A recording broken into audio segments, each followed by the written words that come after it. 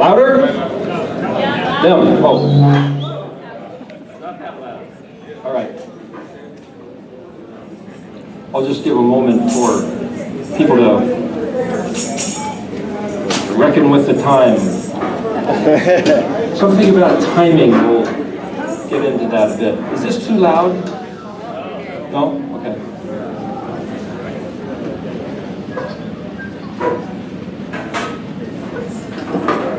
Y'all sit down and hush. There you go.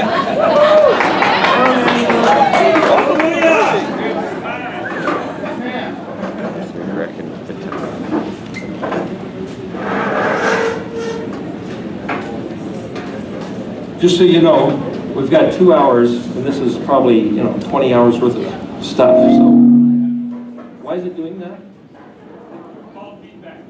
No, am I going too close to the monitor? Oh, okay. So that won't happen.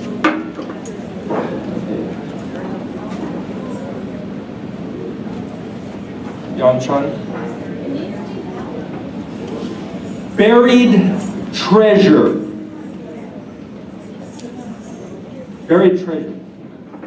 There's something about just those two words which sets your mind reeling, doesn't it? I believe it's Rhode Island where some kids were rooting around out in the woods and they found some sticks covering something probably 100 years ago, and they determined that Blackbeard had buried his treasure there. And they've still got guys, even present tense, working on digging down. It was set with booby traps of flooding, and they've already gone down a couple 100 feet. What do you suppose they might find down there?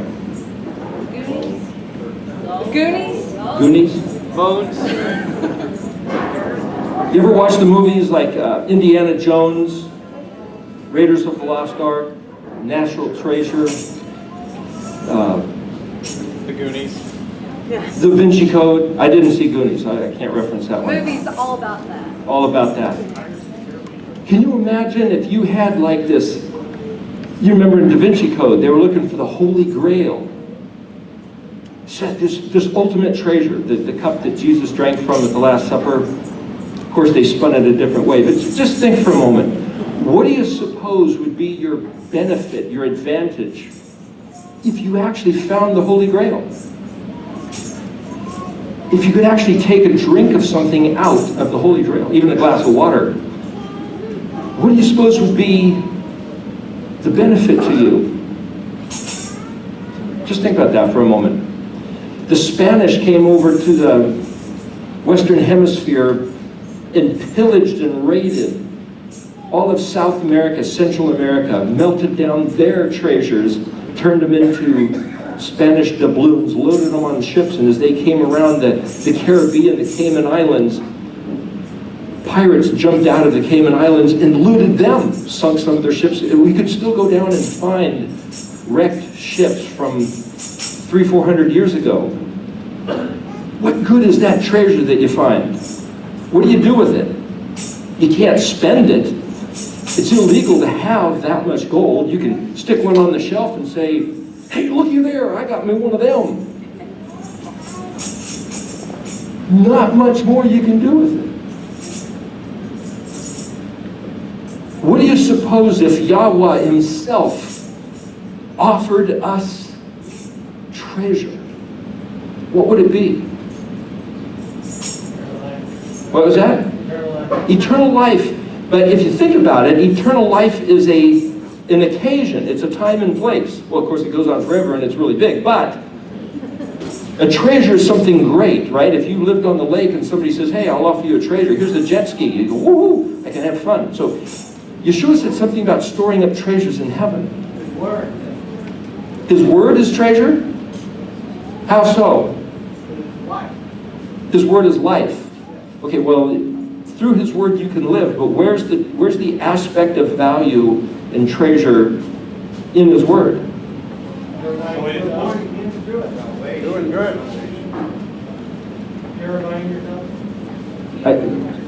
I have a hard time hearing what you're saying. Purifying yourself to what end? Salvation. For salvation. Okay, these are all words of our benefit. What do you think Yahuwah's personal treasure is? If he had a treasure, Human souls. Wisdom. Souls. is any of you familiar with Malachi 3:16? Is that familiar to you? John 3:16, we can quote that, but how about Malachi 3:16? His jewels. What are his jewels? We are, but not all of us. In Malachi, not everybody is his jewels. So, we could all be sitting down at the lake, we could be watching the football game. Why would anybody in their right mind want to sit in a building and talk about ancient Hebrew? Why? Why do that?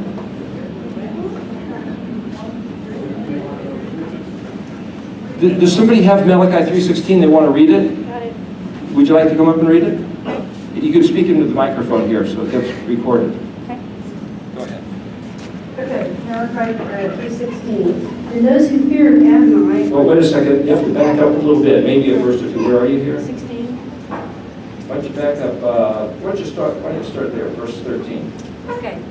You have spoken strongly against me, says Yahweh, yet you say, how have we spoken against you? By saying there is no point in serving Yahweh.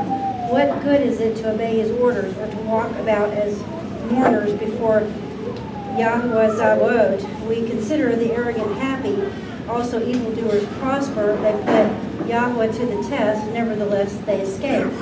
Then those who feared Yahweh spoke together, and Yahweh listened and heard. A record book was written in his presence for those who feared Yahweh and had respect for his name. That's good right there. Did you catch that? He didn't say those who figured out the exact correct pronunciation, or whether the earth was round or flat, or that they had the right calendar. They said those who gathered together and spoke amongst each other regarding his name.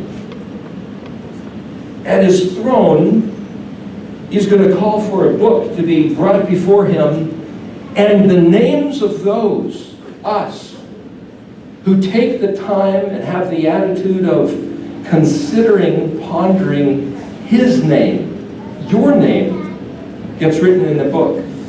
And he says, in the day when it's translated, when I make up my treasure, or you could say, when I say, hey, look what I got. He's going to say, look what I got. And it's going to be your name, because we're sitting here today. But when he says, ponder his name, the word name in Hebrew is Shem. Like Noah's son's name, Shem.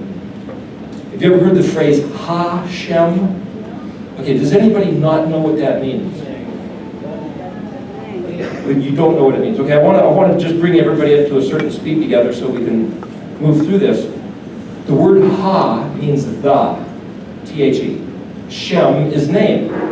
So people, out of a great respect for him, don't want to mention his name because your filthy human lips shouldn't even be wrapped around those sounds of uttering his name. So they call him Hashem out of respect. However, in Exodus 20, verse 21, he said, in all the places where the verb is provided, assumed, it's either allow or cause, my Shem to be recalled to mind.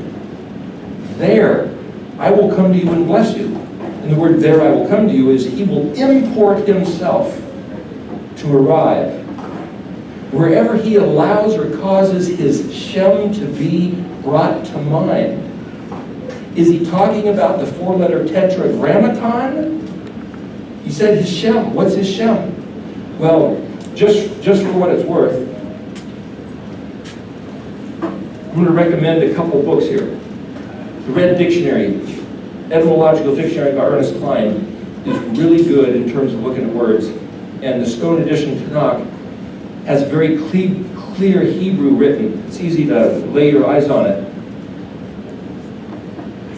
You look up the word Shem, and it means name, fame, renown, reputation, and the occupation of all your concerns. You like to go fishing? Fishing is part of your Shem. If you're going to tell somebody, hey, I like to fish, or I like a certain sports team, that's part of your Shem.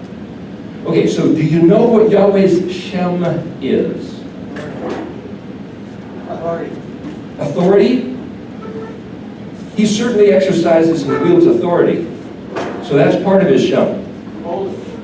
Holy, in Hebrew the word is kadosh. Just for what it's worth, I've been trying to correct my mouth to speak more Hebrew, Ivrit. There's a reason for that. They say that when conquerors take over a nation, like Alexander the Great did, you rip away the language like the North Americans did to the Native Americans here. You rip away the language and you lose culture. Jeff was talking about that. You lose the way to think. People think according to their language. So if you do a lot of texting where you reduce words down to individual letters, you're changing the way you think, though you don't know it. When you invent new words or lose other words, the cultural mind will actually change. So people say, well, it doesn't matter what Yahweh's name is, he has a lot of names. Okay, in your opinion, it does not matter what Yahweh's name is, he's got many names. I've heard that said.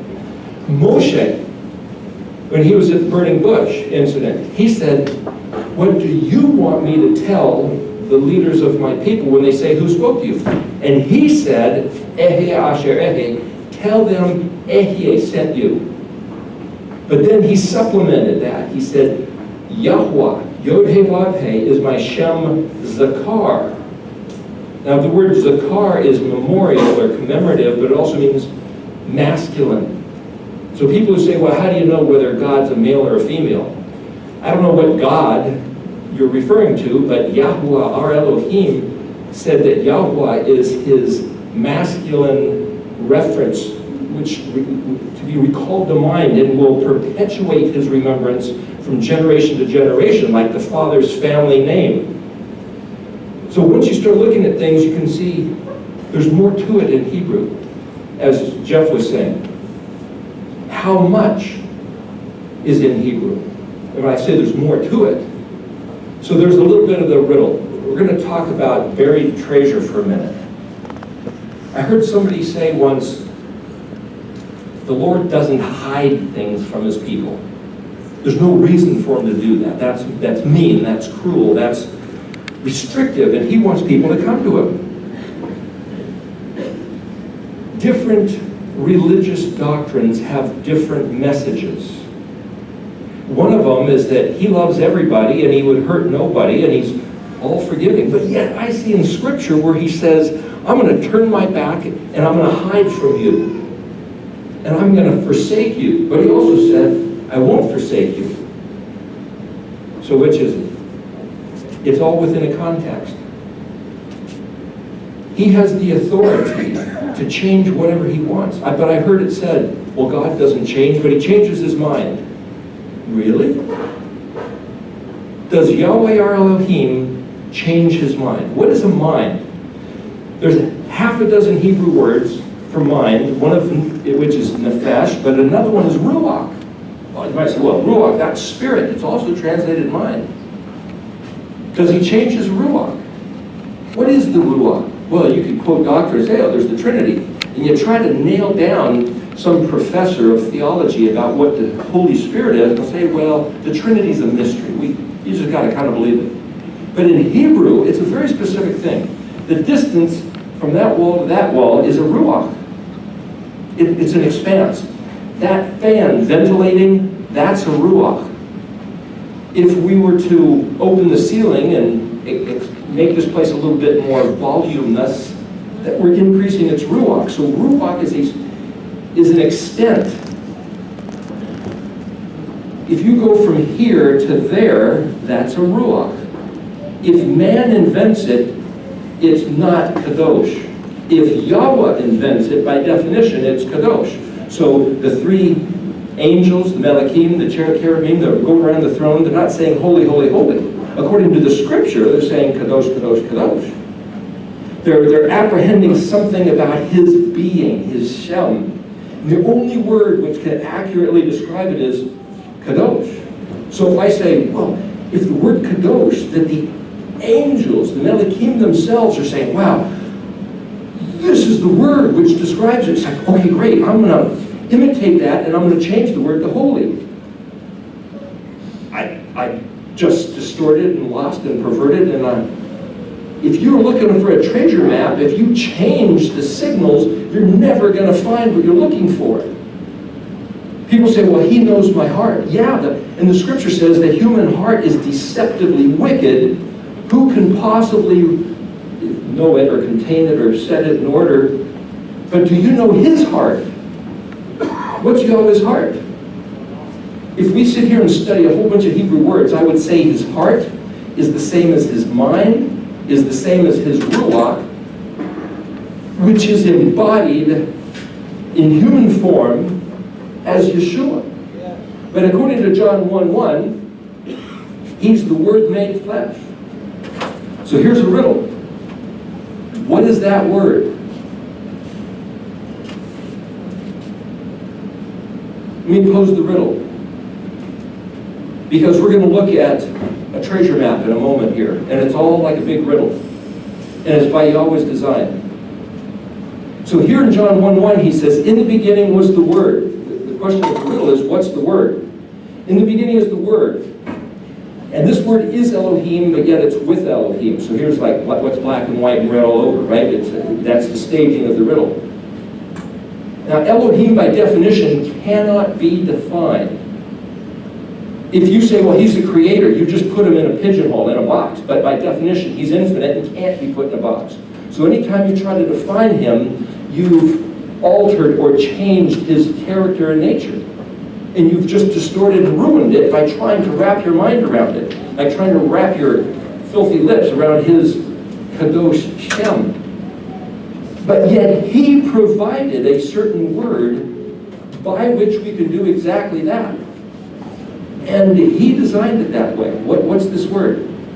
This word is Elohim, but yet it's with Elohim. And then through this word, picture this word like a lens, he projected his will, and out came the material universe. Everything that exists, including you and me, and the way we think, psychology, biology, astronomy, oceanography, everything that exists that we can ever look for, it comes out of this word. But this word also jumped into itself, as it were, and became a human, which is the pinnacle of all creation, and the pinnacle of all pinnacles is Yeshua. This word became Yeshua.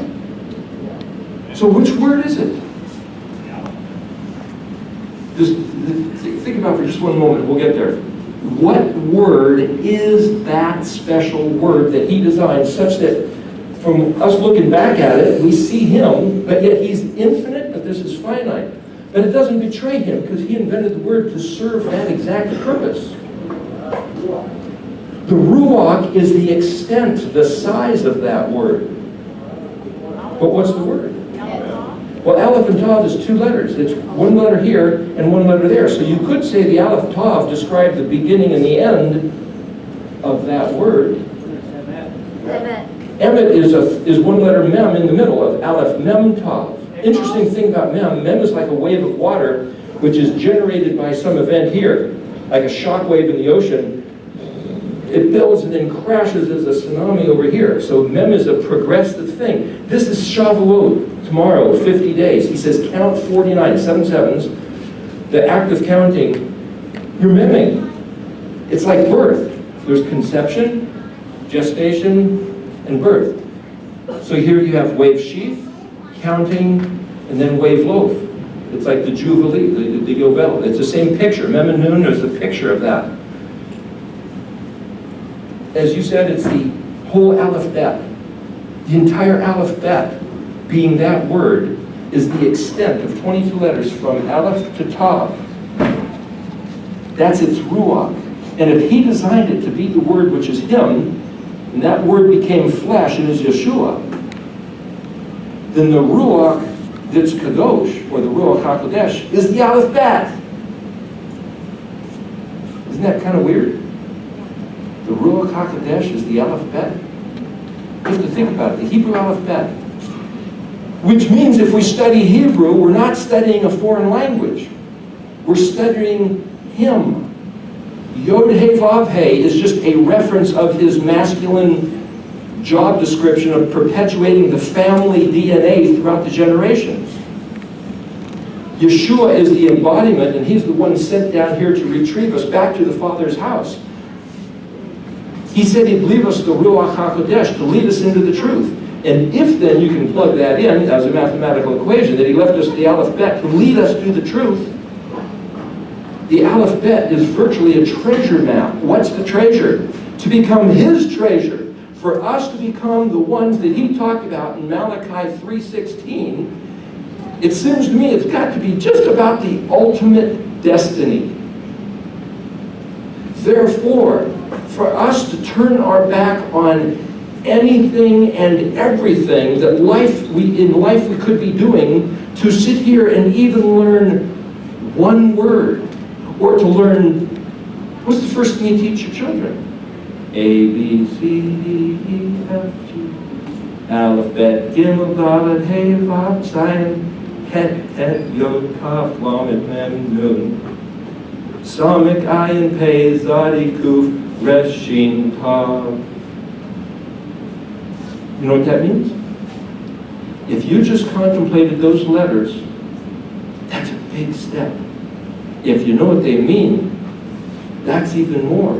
If you know how to take those letters and spell words, all of which determines everything that exists, and even those words, every word that you can compose then is made up of the elements of Yeshua himself, which is you might call him an apparition. He's the Bet form, because Bet is body or house, or that which it's a container.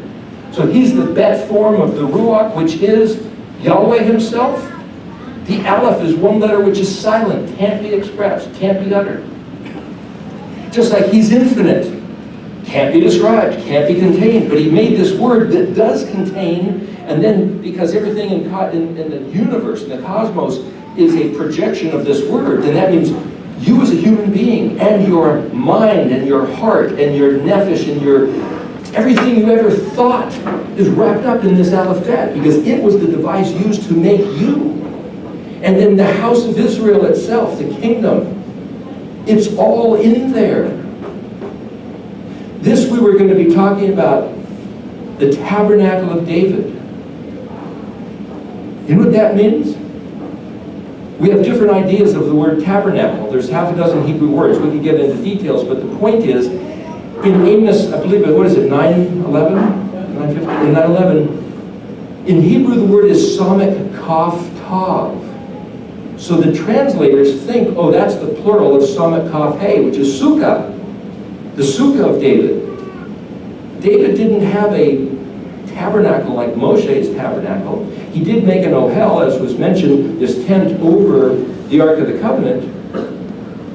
What was the Sukkah of David? The Sukkah, you know, that thing made of branches that you have once a year at the festival of Sukkot. Did it fall down? Who's going to rebuild it? How did Yahweh rebuild some sticks that David had propped up? What does that even mean? If you just look at it in English or even in Greek, your mind can bounce around like in a pinball in a machine and go, how do you know whether you're even right? One nice thing about that red dictionary, Ernest Klein did an incredible job of study, and if you look at the word spelled Samik Kaf Tav, it also means listening. It's not translated listening, but the word means listening. What does David mean? David is spelled two ways. There's Dalet, Vav, Dalet, which is where we get the word David or dude. Hey, dude. It means beloved or dad. That's the same word as David. And if you stick a Yod in there, so it's Dalet, Vav, Yod, Dalet, David, or they pronounce the Vav as a V sometimes, so that's where you get David. Oh, that's just his name. No, wait a minute. The Sukkot of David. Dalet and Dalet is two doors. So you put, Dalet is written as a triangle in Paleo Hebrew. That's off. There you go. So if you have a Dalet, which is and then the Vav, that's a connection to a Dalet. That's a Dalet connected to a Dalet. Well, what's a Dalet? Door. A door. If somebody shows you the door, what It's like serving in badminton. They serve you the birdie. Now, what's your return serve? If somebody shows you the door, what is in your frame of mind? You can either stay or leave. Showing you the door presents you with an alternative option according to your choice. So Dalit actually means choice. It's just told that we're a door. So if you put one Dalit and then another Dalit, hey, there's the Star of David. It's just two Dalits put together. If you're walking with your beloved and you choose to be with them, the word sukkah is made out of branches that are interwoven. The interweaving of fingers walking hand in hand with your beloved, listening mouth to ear mutually, is really the sukkah of David. That's the tabernacle of David. David listened with all his heart and all his soul. The word for fallen is nephilat, where we get the word flat, where we get the word Nephilim, which means these giants that have fallen. And Yahweh said, it also in the dictionary, it means aborted or miscarried. There was some life that David got going. And somehow that life was aborted. And Yahuwah says, I'm going to rebuild. The word build is bet-nun, which is also the word for son, which is also the word for like having a baby. So Yahweh said something, I'm going to give life back into that which is dead. It looks like the same picture of Ezekiel 47 with the valley of dry bones. When is that? So James gets up in Acts 15 and says, hey, this is now. Okay, where is it? What happened to that for the last 2,000 years? Was it aborted again? Think about this for a minute. Ever in your life, do you recall having a believer, say they're Christian, there's 40,000 different denominations of Christians. I'm not picking on anybody. Has there ever been a believer who's been an evangelist, a preacher, a teacher, a prophet, a professor, a pastor? Can anybody recall who compelled you, urged you, informed you that Yahweh's Moedim were treasures of his heart, that he wanted his people to observe, regard, watch over with all the diligence they could muster, and that it was pertinent for us today? Did anybody ever hear that preached? Excuse me?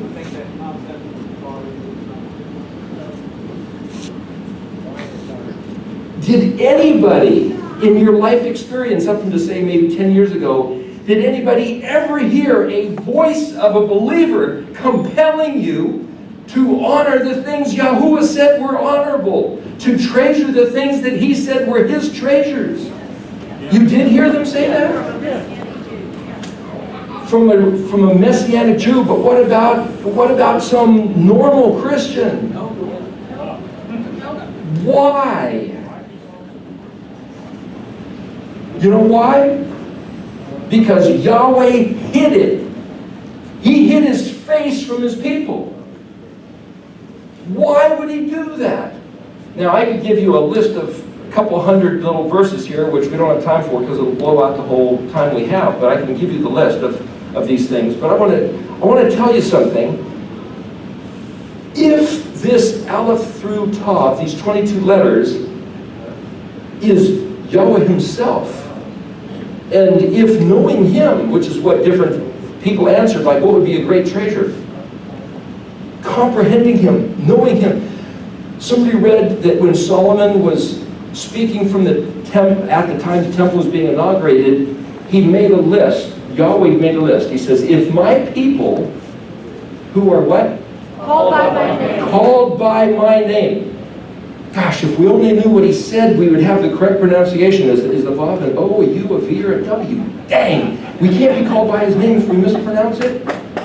But if his name is his fame, renown, his reputation, and the occupation of all his concerns, and we just determined that every letter of the alphabet was fitting that description. Every letter of the alphabet, Yeshua claimed to be the Aleph Tav, right? The beginning and the end, the first and last, El Shaddai, the Almighty. If you know what each one of these letters means, it fits his description. Neither more nor less, because it's contained right here within the Ruach. The expanse is everything in these 22 letters.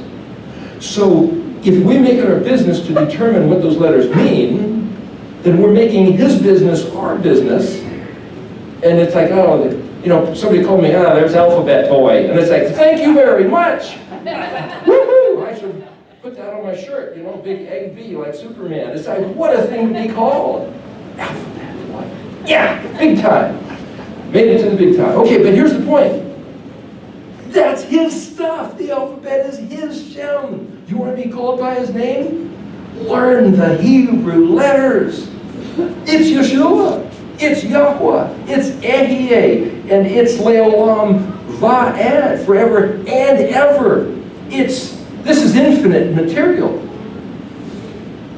If my people who are called by my name will do what?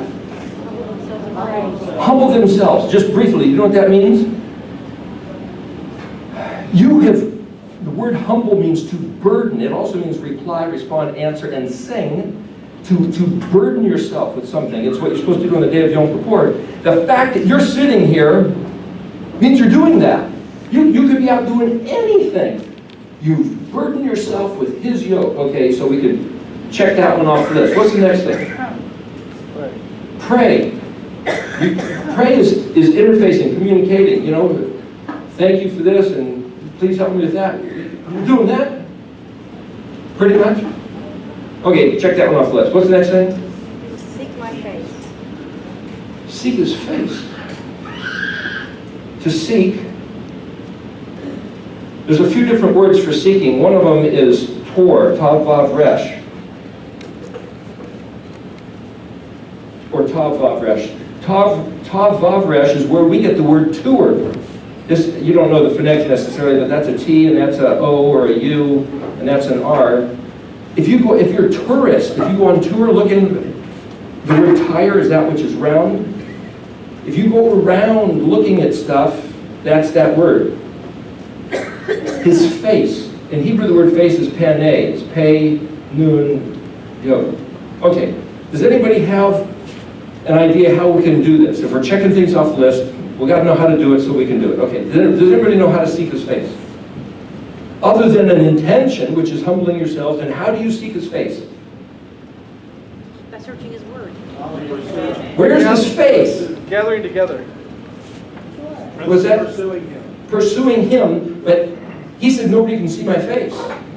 He said that to Moshe. Moshe said, let me see your glory, and you can't see my face. But then he tells us to seek his face. If he's setting up trouble, he tells us to do something, you better not do that. How's he doing this? How do you seek his face? His word. What words? How, if you're searching all of his words, how do you know that you found his face or not? How do you know you're doing the right thing? If he says, I want you to come over here and seek my face. If my wife says, will you come over here and sit in the sun with me in just a minute, I got to read this letter. It's a letter you wrote to me. No, I want you over here with me. No, I'm going to be over here reading something. What if he's doing that with us? What if we're trying to read his words and he says, no, I want you over here seeking my face? How do we know we're seeking his face or not? You're studying his aspects. Language. In his face spoke his language, and you should stay with the Hebrews. How do you prove that? It's the roots. You just said earlier, that's why the Christians don't have the ability to be very faithful. Let me show you something that's in the language. This letter pei is literally a mouth. And it's drawn in this format. I use a different format of letter than Jeff does, but the letter is the letter, even in the modern. It literally means the mouth is that which opens. The mouth of the river is where the river opens to the sea. Your mouth opens. If you open a book, that's something about pei. Just simply to open this mouth. This is the letter nun. It's drawn kind of like this lightning bolt shape, but it's technically, they say nun is a fish. Well, in the alphabetic sequence, Nun is after Mem, and Mem is water. It's Mayim. But I just said earlier that Mem and Nun was like Shavuot, which is 50 days of counting, which is conception and birthing. In which case, Mem is a womb, an environment where something develops, and then Nun is the birth event, jumping out. So the relationship between Mem and Nun is that Nun is something which grows hidden, latent, until it's manifest at the right time. The letter Yod is a working hand, and you can kind of see this as an excavated bucket. It reaches out and grabs and picks something up and moves it. It's literally a working hand is the Yod. So let's reverse engineer the spelling of this word. The mouth opens, something jumps out, and when Yod is used as a suffix, the last letter, it makes it possessive of first person, so it means my. Something jumps out of my mouth and works like a hand to cause something to happen.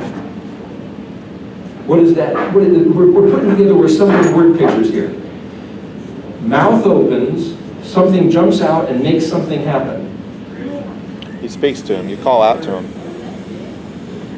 It looks like creation. He opened his mouth and spoke and caused creation to exist.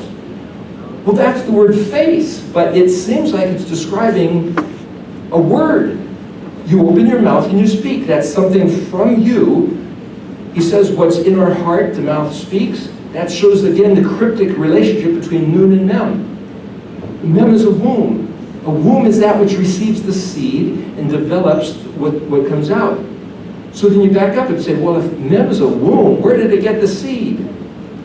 Because of the alphabetic letter sequence, we can back up to Lamed, which means teach and learn, and back up to Kaf, which is lines of instruction, similar to a furrowed field. And Yeshua said his word is the seed planted. And then Lamed also is not only a shepherd's staff, but it looks like a hoe, kind of like this, which means it's also like the ship rudder, which for steering. We could go on and on with each letter, but the point is what I'm saying. If you plant in the furrow, the place prepared, the seed, intended, learning and discussing and rehearsing, all of which is Lamed, it grows in the Mem and comes out as Nun, and then it has an effect, makes something happen, just like a lightning bolt coming out. That's the word for face. So if we can analyze the word face and see that it's his word, then that means the very fact we're having this conversation at this moment, analyzing his words, means we're seeking his face. According to his terms. Boom, check that one off the list. You see that? So then what's the next thing he says? Humble themselves and pray and seek my face and Turn from your wicked ways. turn from their wicked ways. The word wicked is where we get wick, which is twisted. Every one of these, we could go into a million tangents. Jeff had mentioned that the word resh, ayin, is the word wicked, but it's also friend. What are your wicked ways? Is it possible for that speaker to do something wicked? But in person, you can do something wicked. Why? What's the difference? Consciousness. Huh? It's what you do to your friend. It's what you do to somebody else. That's wicked. An inanimate object is just sitting there and can't do anything. He also said it was keeping your eye. I got your back. Keeping an eye. So what you do with your companion, Resh Aleph Hey basically is a female companion. But what I'm saying is what we do to each other. And he said, turn away from doing harm, evil, calamity to one another. And then what do you say would happen if we... And basically, I'm going to bet that we're all here because we're doing that. Isn't that our intention? To quit ripping off each other and be kind and gracious and righteous to each other? Okay, what do you say? Then what hear from heaven? Then I will hear from heaven. Okay, let me ask you this. That's like drawing a line and a sum total. Oh, how it happened there. Anyway, the point is, in Daniel 12, you can just hit 0 on that. In Daniel 12,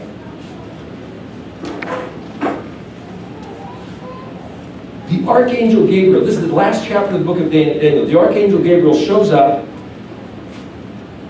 and he zeroes in on Daniel and he gives him a commission. He says, Daniel, hide the words and seal the book. He goes on to add, until the time of the end.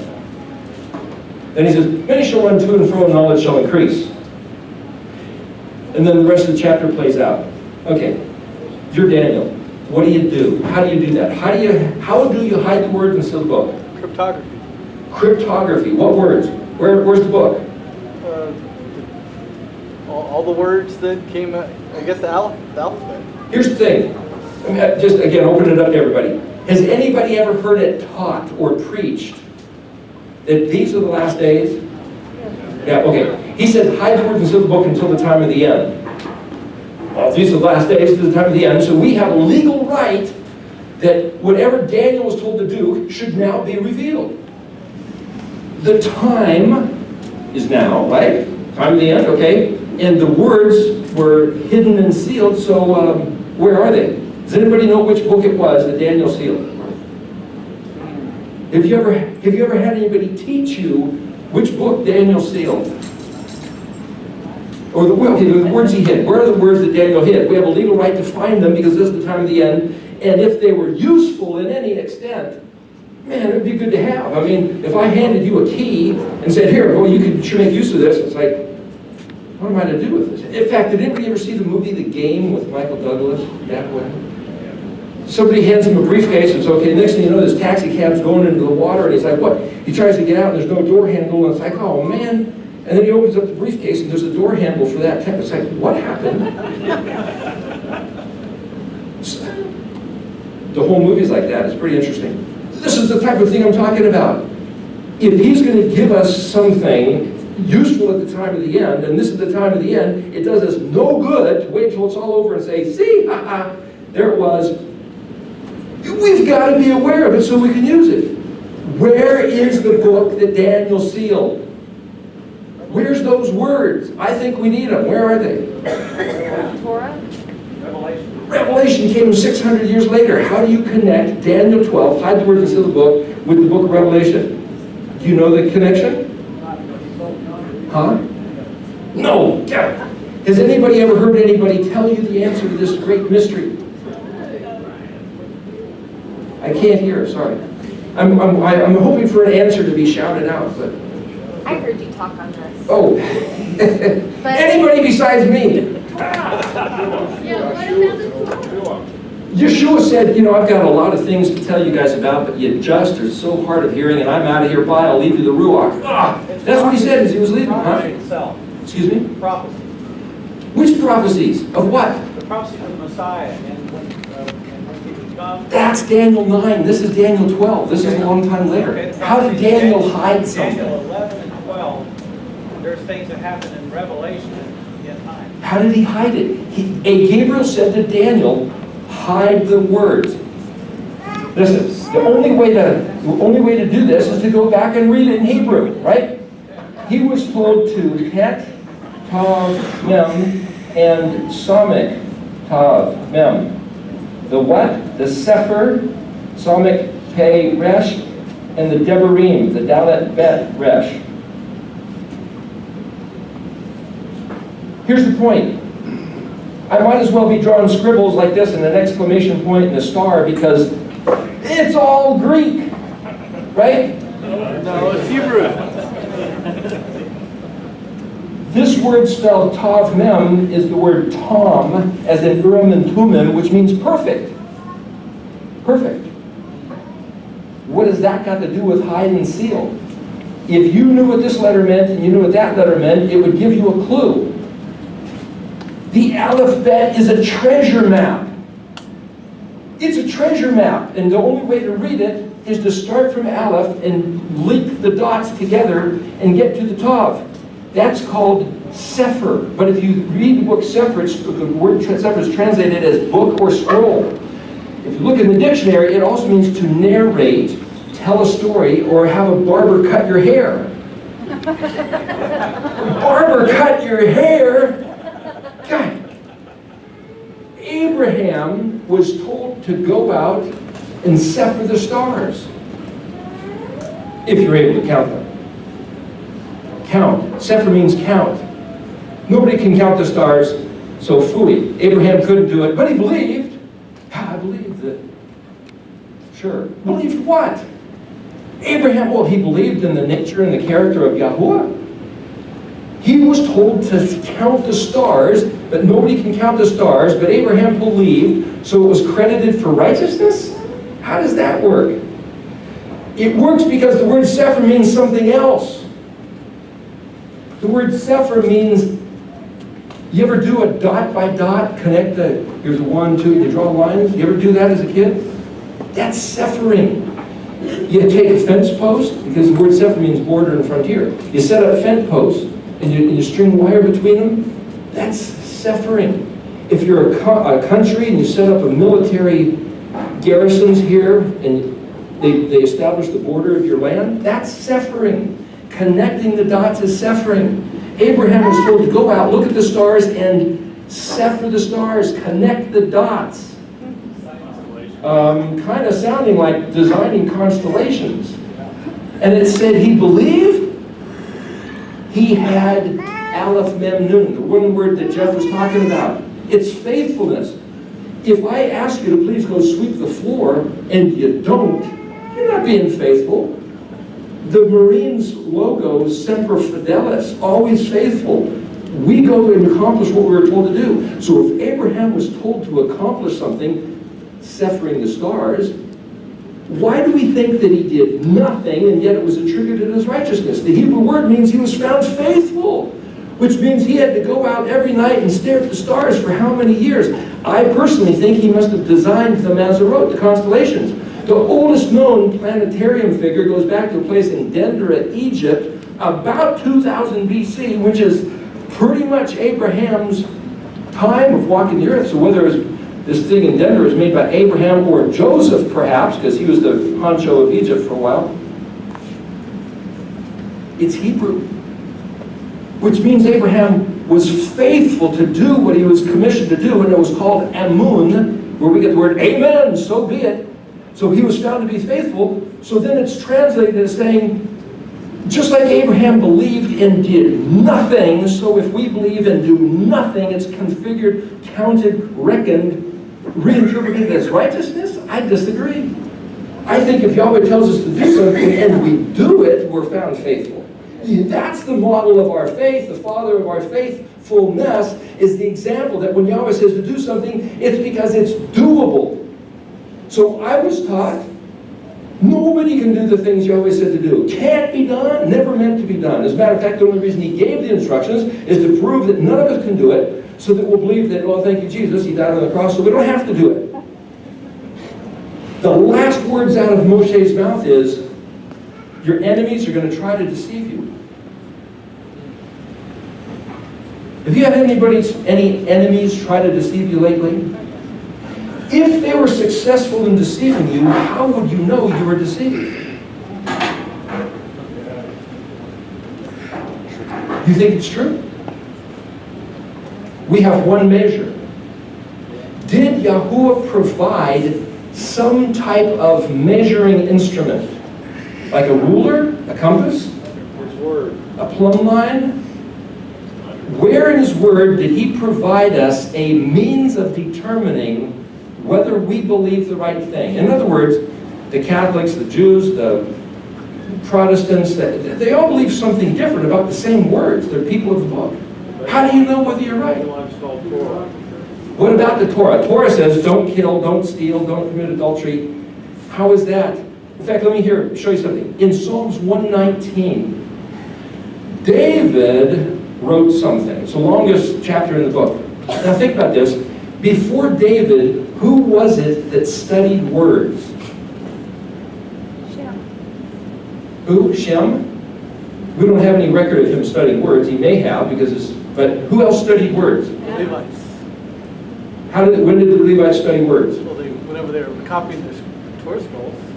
The king was told to copy a Torah scroll. Did the Levites copy them? They did when Ezra came back, but who before David ever copied any Torah scrolls? Moshe wrote a Torah scroll, but who before Moshe? Enoch might have written some stuff, but we don't have any record. There's 4 books of Enoch floating around, maybe 7 or 10, and nobody knows whether they're legitimate. My point is, Yahweh's all about the Word. He said when he spoke from the mountain, you saw no image, not a male or female, not a fish, a bird, an animal. You heard a voice. He made sure we heard a voice. Words, he communicates with words. And then he said he wrote down with his finger, and he told Moshe, here, you write this stuff, and apparently he dictated some stuff, and he said, have the king write a copy when he gets on his throne. And Moshe said he gave a copy to the leaders of the 12 tribes. Now, whether they each sat there and wrote, or whether Moshe wrote, it's not clear. But the point is, we pretty much have no record of anybody looking at words until David. I mean, Samuel knew some stuff, and he was a prophet with a good connection, but David. So in Psalm 119, David says, in verse 18, he says, open my eyes, please, so that I can perceive the hidden wonders. Remember, we just heard that the name of the guy who came to give a message to, what is his name, Manoah, about Samuel. What was his name? Wonderful? That wasn't his name. That's an English word. You know what he called himself? Pele, as in paleo. It means wonderful, hidden, astounding, a mystery. It's Pele. Paleo is his name. The point is, to call it Paleo-Hebrew is not only do we have the word Pele, which means ancient. It's Greek, Latin, and English, all these are for ancient, but it's also a hidden mystery. Paleo-Hebrew. We think it's just sitting there as this language, but it's like, this is where Yahweh hid his treasure, in the language. What did he give us to measure the truth by? The alphabet. If we know what's in the alphabet, we'll know how to read every single word, because every word is simply picking pieces of the alphabet and rearranging them. It's kind of like you go to a Mexican restaurant. Okay, you got the same 5 ingredients. There's going to be some tomatoes and some ground meat and some olives and some cheese, and you can either have it flat or folded or wrapped up. You know, take your pick. It's all the same stuff. You take the Hebrew alphabet, it's the same 22 ingredients, you shuffle them around and rearrange them and multiply some of the letters and hand it out, and that's basically the Torah. If you know the 22 letters, that's everything.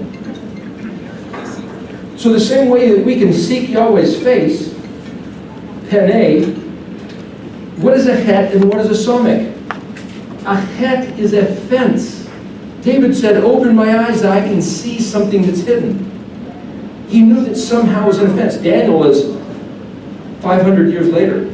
Daniel didn't do this. Daniel didn't hide anything. What's a somek? A somek looks like a ship's mast, or it looks like a backbone with ribs. It's an engineered structure. It's a trellis. It's a tree. If you take the engineered structure and you modify it, modify what? Modify the perfect, the tom. If you take that which is just right and you genetically modify it, you've made it somek tav mem. If you take something about its comprehension and you stick it behind a fence or a blockade so it's hidden, so you look at those words in the dictionary and you see they mean to make unclear, ambiguous, of anonymous opinion, to put a stopper on it so it can't be opened. How did he do that? Well, I think Daniel changed the shape of the letters from the paleo to the modern. He changed the orthography, like the somek. He put them inside of a fence, which means for us to go back and look at the ancient, the paleo, is to go back and look at it unhidden, unsealed. But the angel told him to only hide it and seal it until the time of end of what? End of the world? He didn't say end of the age. He said the word kufzadi. When Noah awoke from being drunk and saw what his son had done to him, it spelled Yod Kuf Zodi. Yikatz. But the letter Yod just means he will. Kuf Zodi can mean awake. How long has Israel put itself under the coma of ignorance and apostasy and betrayal? Approximately, was it, what's the number, 2,300 years ago or something, Yahweh's name was taken out of his word in the Septuagint.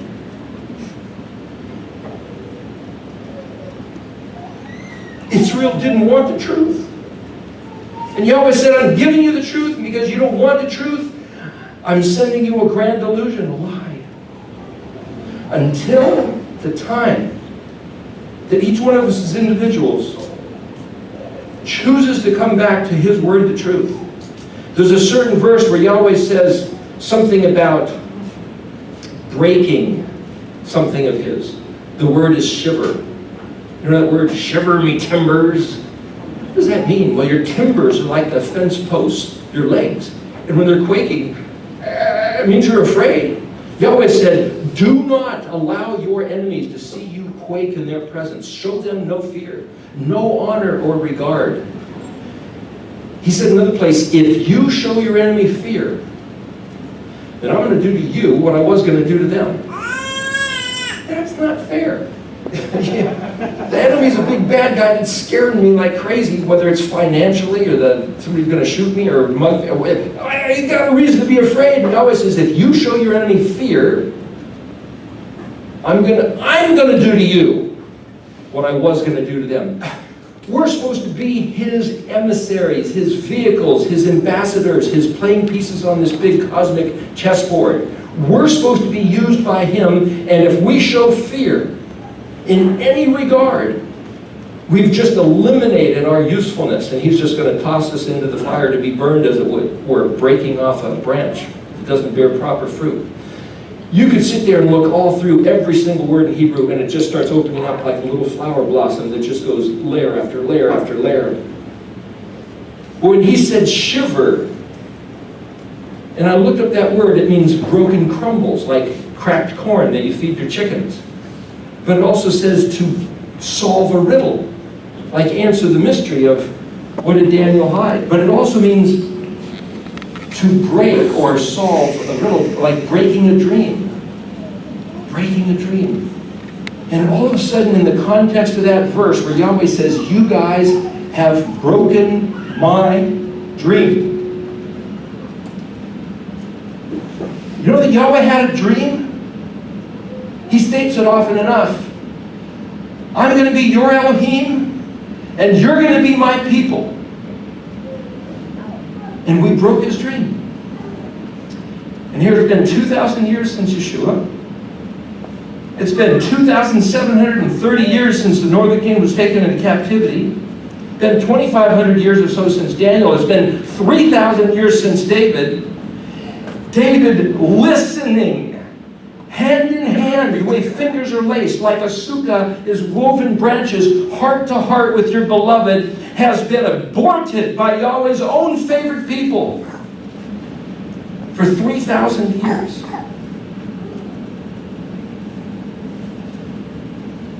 Daniel was told to hide the words and seal the book until the time. The word until is written Ayin Dalet, and it's hyphenated with Ayin Tav. The Ayin is pronounced kind of as a vowel, kind of like an A, so you could call it A-D, and this is A-T. Or you could call it like an E-D and an E-T, and it's kind of pronounced as edit. Edit. You know what that means? Go back and look at the text. There's some mistakes. Whether your enemies did it on purpose, or whether it just happened, or whether Yahweh said, you guys don't want the truth? I'm taking it away. I'm going to hide it from you until the time that you choose to wake up. Yes? The time of the end, are you saying the correlated to restoring pure language? He's asking whether the time of the end correlates to restoring the pure language. Let's see. There was a day that I somebody gave me a Tanakh. I didn't know how to read. I didn't read Hebrew. And I happened to open to this page in Daniel 12. This is Daniel 12:4. And my eyes fell upon this word. It's a hyphenated two